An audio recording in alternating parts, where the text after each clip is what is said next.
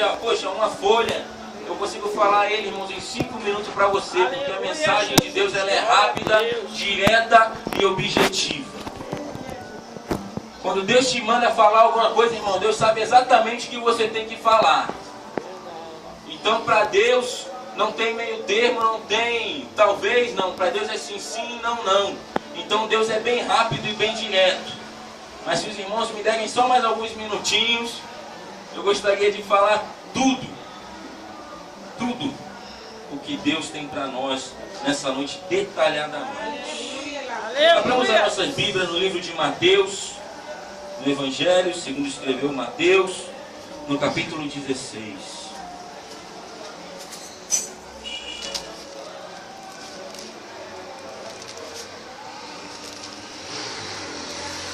Eu vou estar lendo para nós ganharmos tempo, a partir do versículo 13, que diz assim a palavra do Senhor.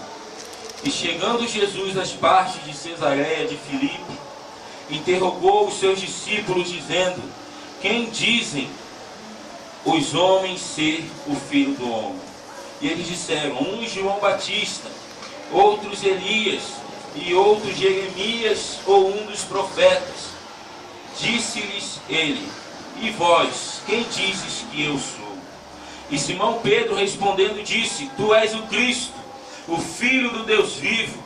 E Jesus respondendo disse-lhe: bem-aventurado és tu, Simão Barjonas, porque não foi carne e sangue quem te revelou, mas foi meu Pai que está nos céus. Pois também eu te digo que tu és Pedro, e sobre esta pedra edificarei a minha igreja, e as portas do inferno não prevalecerão contra ela. Vamos todos repetir, irmãos, essa última parte do versículo: e as portas do inferno não prevalecerão contra ela. 1, 2, 3. E as portas do inferno não prevalecerão contra ela. Senta glorificando e exaltando o santo nome do Senhor. Aleluia. Glória, glória. Para começarmos, irmão, nós temos que entender o seguinte. Jesus disse ali: Pedro, as portas do inferno elas não podem prevalecer contra a minha igreja. Duas coisas que me chamam a atenção nessa pequena partezinha desse versículo.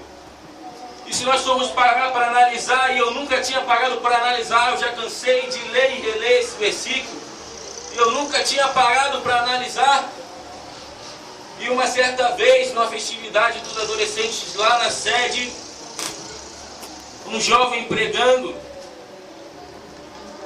ele falou uma coisa que é muito interessante sobre esta passagem, que muitas das vezes passa desapercebida aos nossos ouvidos, que vai dizer: e as portas do inferno não prevalecerão contra ela.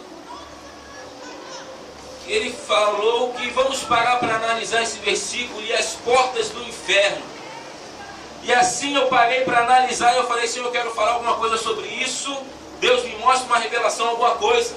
E Deus foi falando comigo, o Espírito Santo de Deus foi palestrando comigo. E ele falou: Everton, na tua casa, quando você põe uma porta, qual é a intenção de ter uma porta na tua casa? Eu parei para analisar.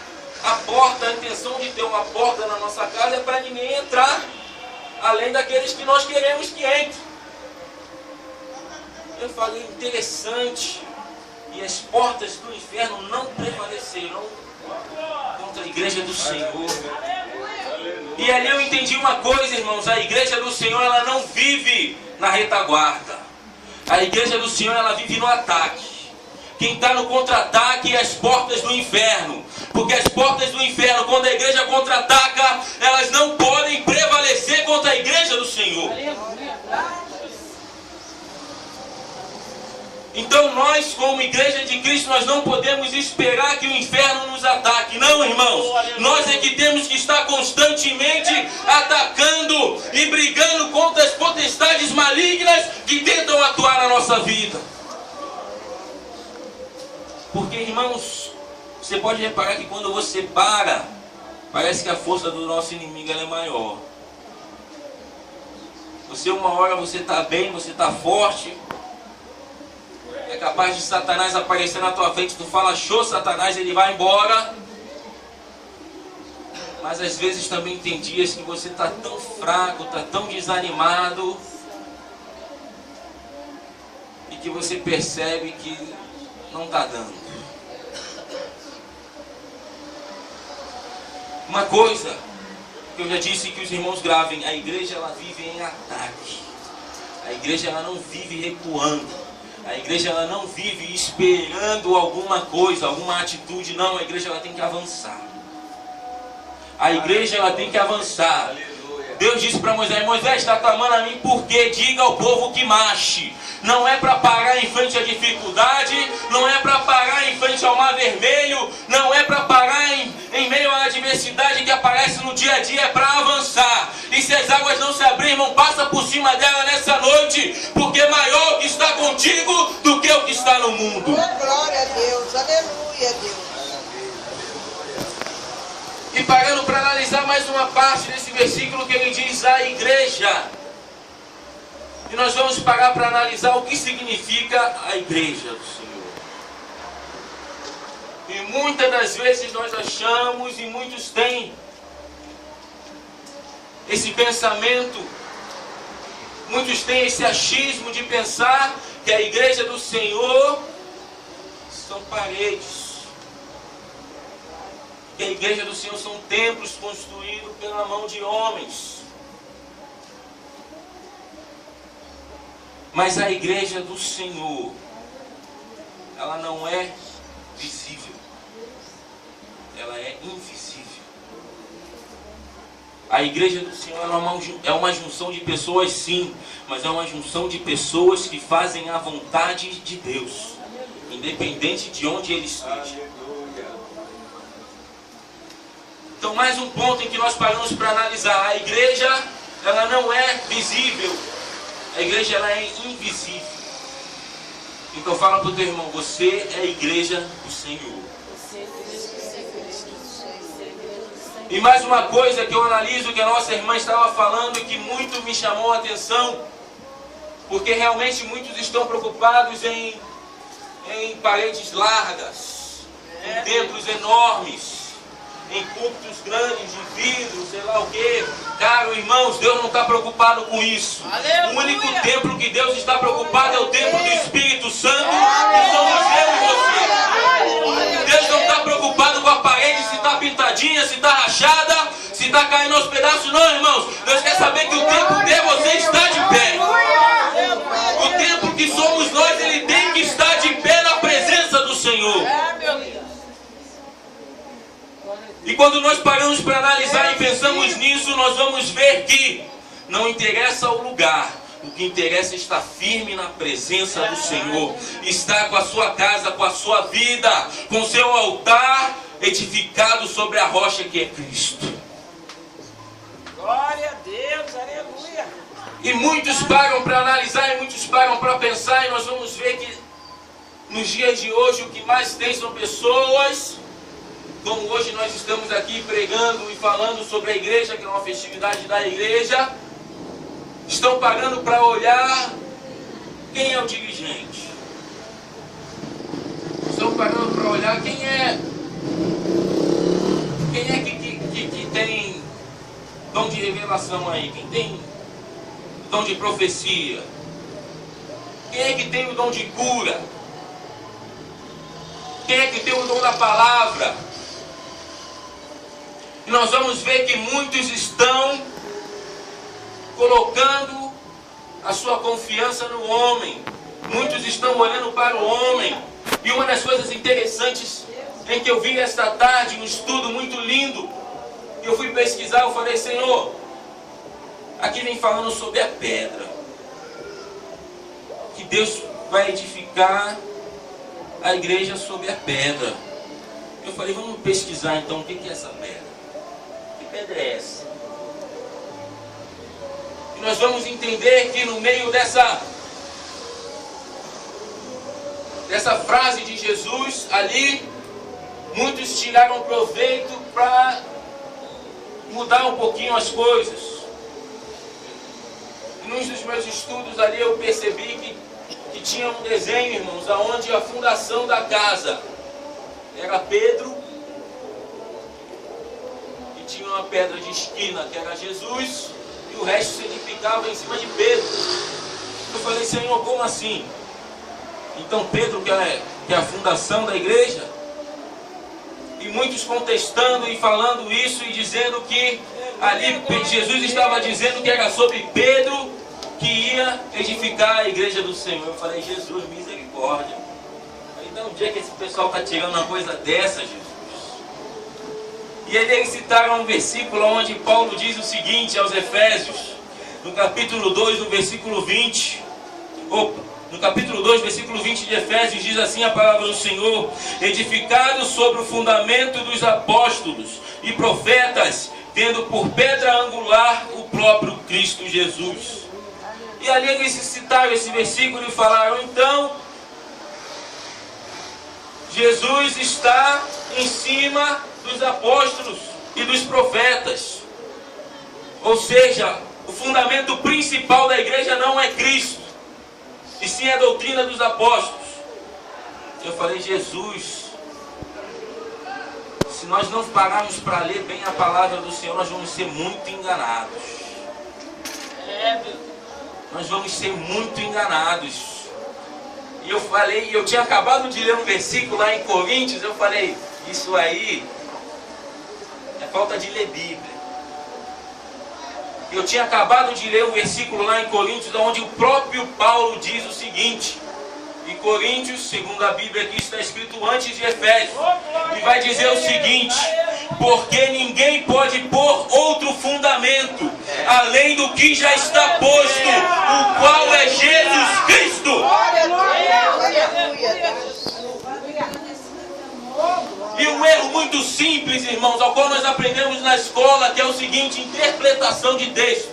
E vai dizer o seguinte, edificados sobre o fundamento dos apóstolos, não edificados sobre a fundação dos apóstolos, sobre os fundamentos. E qual eram os fundamentos que os apóstolos e os profetas pregavam? Era Jesus Cristo. E se nós formos parar e deixar muitas das vezes essas coisas nos atingirem, essas coisas entrarem pelo nosso ouvido e ficar guardado aqui, nós vamos ir contra o que a palavra de Deus está dizendo. E nós temos que tomar esse cuidado.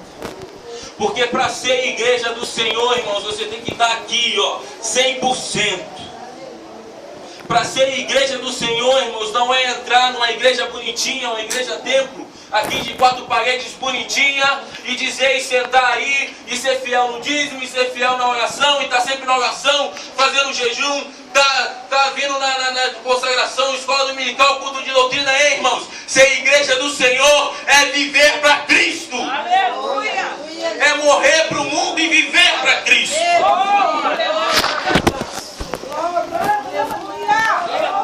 Porque Deus vai vir buscar uma igreja dentro de uma igreja, um povo dentro de um povo. Então, irmãos, não fica apegado ao que está aqui não, porque isso vai perecer, isso vai ficar. O que vai subir somos eu e você.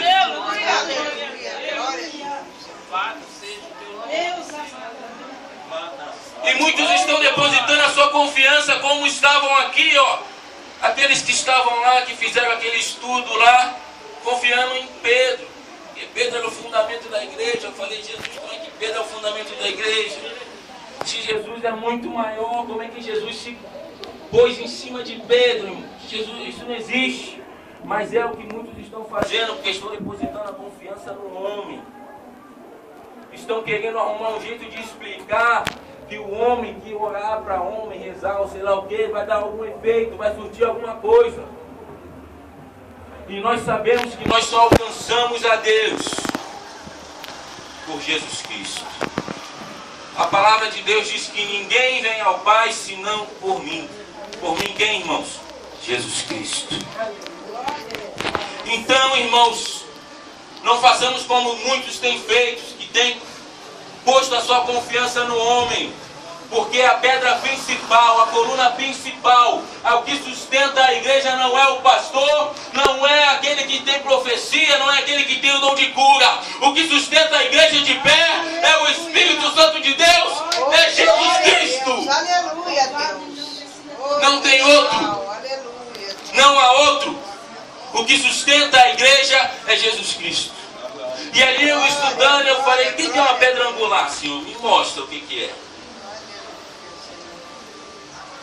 E ali eu estudando, a pedra angular era uma pedra que ela tinha que ser selecionada primeiro, antes de qualquer fundação. Ela era a primeira pedra a ser escolhida.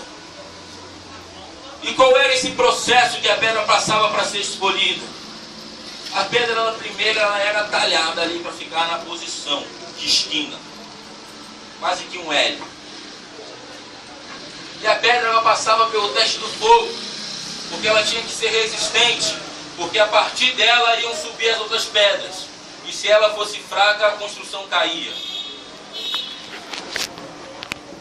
E muitos queriam dizer que a pedra era só uma pedra de esquina, não tinha, porque o que sustentava mesmo era a fundação.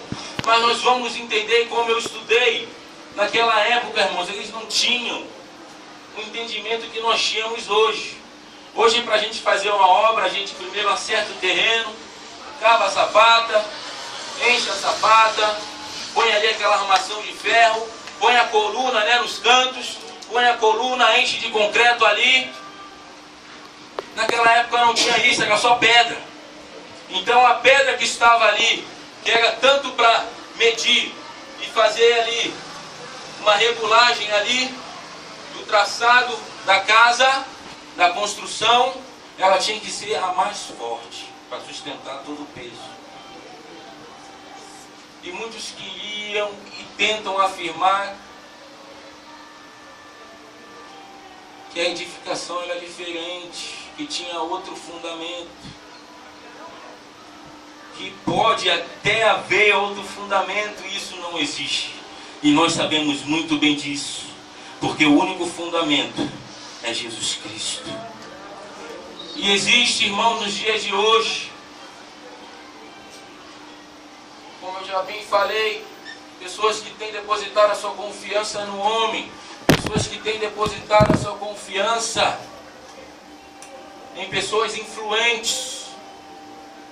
Mas quanto a nós que estamos confiando no único e verdadeiro Deus, quanto a nós que estamos confiando no autor e consumador da nossa fé, naquele que pode mudar qualquer história, qualquer situação dentro da nossa vida, nós somos aquela igreja que não pode as portas do inferno prevalecer contra nós. Aleluia!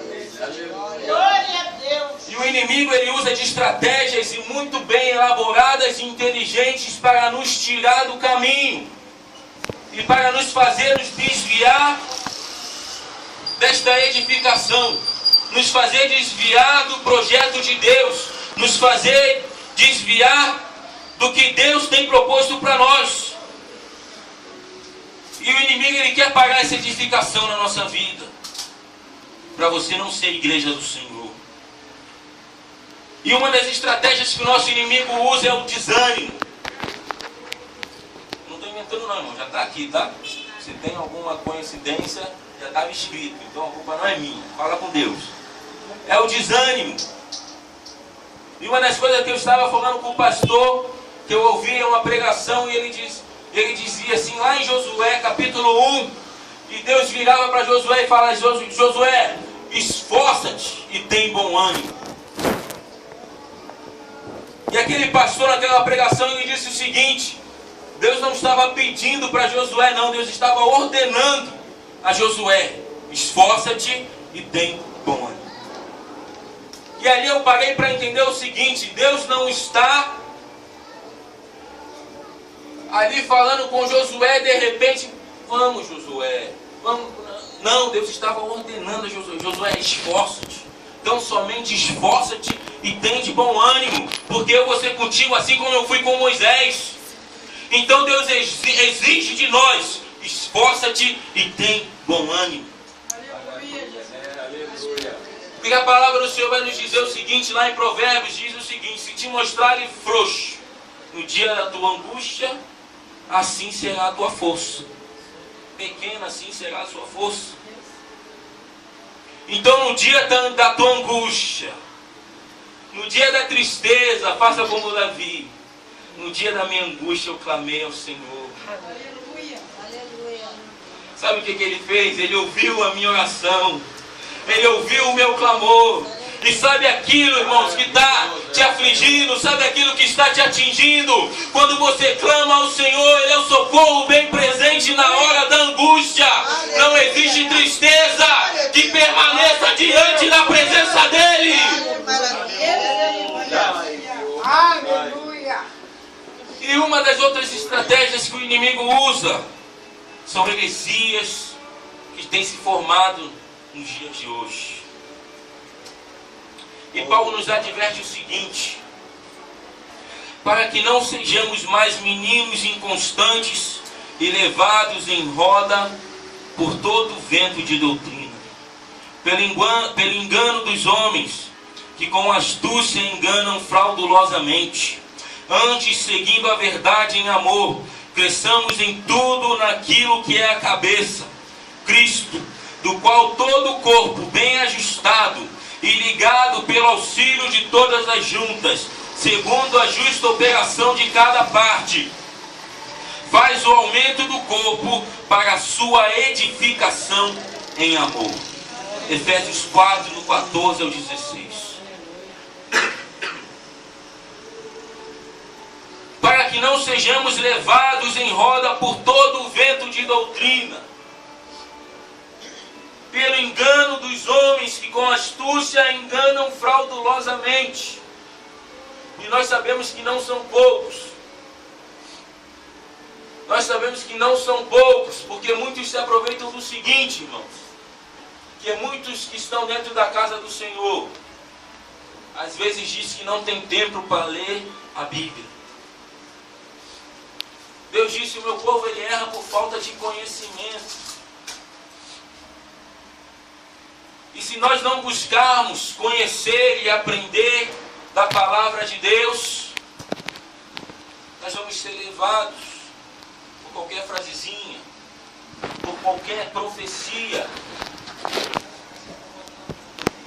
Porque pode parecer que não, irmãos, porque muitas das vezes nós queremos custar acreditar que existem pessoas mais intencionadas no dia de hoje dentro da casa do Senhor.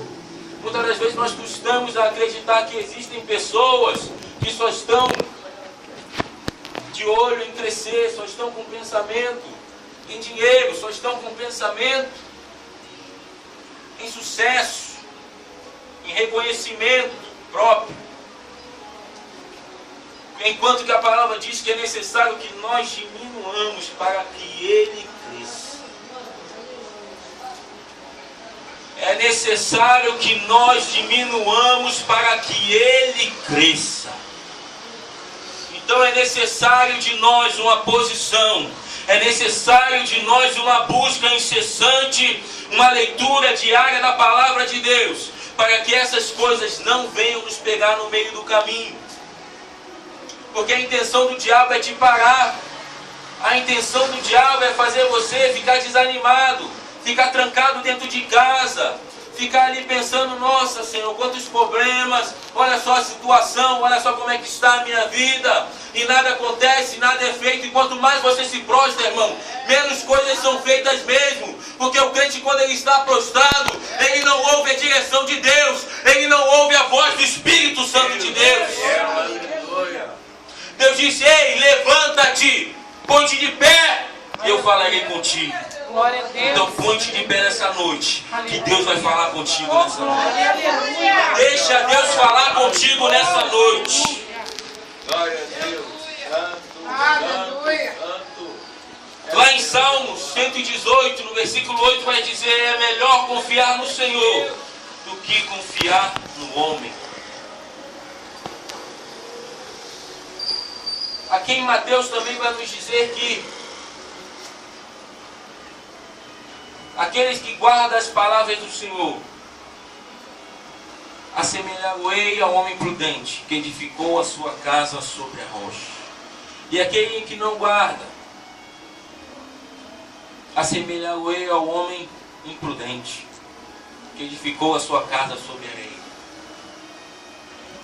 E aquele que estava com a sua casa edificada sobre a rocha, veio os ventos, correram-se as águas, veio a chuva, a tempestade, e combateu aquela casa, e ela permaneceu de pé. Entenda o que Deus está querendo falar conosco nessa noite. Porque quando nós somos igreja do Senhor, nós estamos fundadas, nós estamos edificados sobre a rocha, sobre a pedra principal, sobre o fundamento principal que é Cristo. E não importa o vento, pode vir do lado de cá, pode vir do lado de lá, a tempestade, não importa. Quem está edificado em Cristo permanece de pé. Porque os que confiam no Senhor serão como os montes de Sião, que não se abalam, mas permanecem para sempre. Quem tem a sua confiança no Senhor, levanta a sua mão e dá um glória a Deus. E uma das coisas que pode até parecer estranho para terminarmos, irmãos. De repente pode até parecer estranha a palavra que eu vou lhes falar agora. Diz o seguinte: secularismo. O que vem a ser, irmão Everton, secularismo é um sistema filosófico que não aceita dogmas. É um estado laico. Ou melhor, em certo sentido, o secularismo pode afirmar o direito de ser livre do jugo e ensinamento religioso. Eu falei, Senhor, que palavra é essa? Quando eu li, eu nem acreditei. Eu falei, eu tenho alguma ideia, alguma noção do que é a coisa secular, mas secularismo eu nunca nem tinha ouvido. E eu parei, estudei e fui vendo vários significados da palavra secularismo. E se nós pararmos para analisar, nós conhecemos essa palavra muito bem. Porque o que mais tem entrado nas igrejas nos dias de hoje é esse tal do secularismo.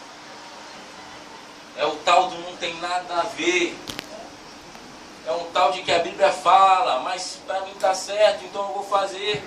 Não interessa o que a Bíblia fala, é um estado laico, independente, quer criar uma situação independente de um ensinamento religioso.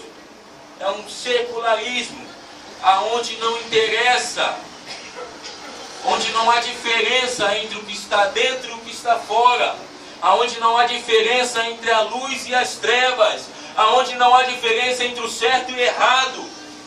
É o que estão querendo impor hoje dentro das igrejas.